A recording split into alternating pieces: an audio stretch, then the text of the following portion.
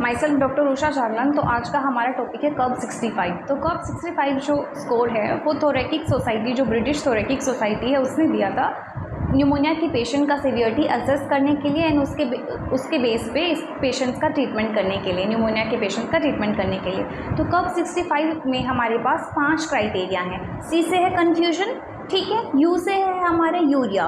तो अगर blood urea nitrogen का वैल्यू 7 मिलीमोल पर लीटर से ज़्यादा है या 19 मिलीग्राम पर डेसीलीटर से ज़्यादा है, तो यहाँ पे ध्यान रखना 7 मिलीमोल पर लीटर है और 19 मिलीग्राम पर डेसीलीटर है, ठीक है। तो अगर ब्लड यूरिया नाइट्रोजन का वैल्यू 7 मिलीमोल पर लीटर या 19 मिलीग्राम पर डेसीलीटर से ज़्यादा है तो भी कन्फ्यूजन का 1 पॉइंट मिलता है पेशेंट को, ठीक है।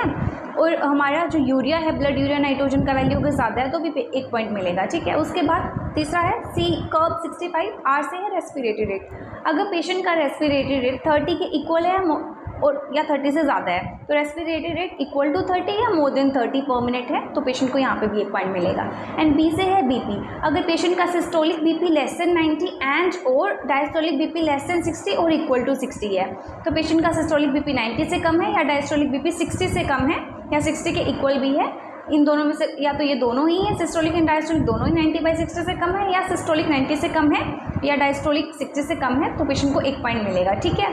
एंड हमारा कर्ब 65, यहाँ पे 65 से क्या मतलब है? 65 से मतलब है पेशेंट का एज। अगर पेशेंट का एज मोर देन 65 ईयर्स है या इक्वल टू 65 ईयर्स है तो पेशेंट को 1 पॉइंट मिलेगा। तो यहाँ पे कर्ब 65 का 5 क्राइटेरिया है। कन्फ्यूजन, यूरिया ज़्यादा है, अगर क्वेश्चन में यूरिया ज़्यादा मेंशन किया हुआ है, रेस्पिरेटरी रेट 30 से ज़्यादा है, बीपी 90/60 से कम है पेशेंट का, या पेशेंट का एज 65 से ज़्यादा या 65 के इक्वल है। तो यहाँ पे 5 टोटल स्कोर बनेगा।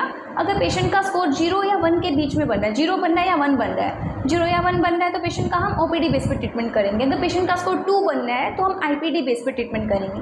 और अगर पेशेंट का जो स्कोर है मोर देन 3 बन रहा है तो हम पेशेंट का आईसीयू बेस पे ट्रीटमेंट करते हैं। 0 या 1 ओपीडी, 2 आईपीडी, 3 और मोर देन 3 आईसीयू बेस पे ट्रीटमेंट करेंगे।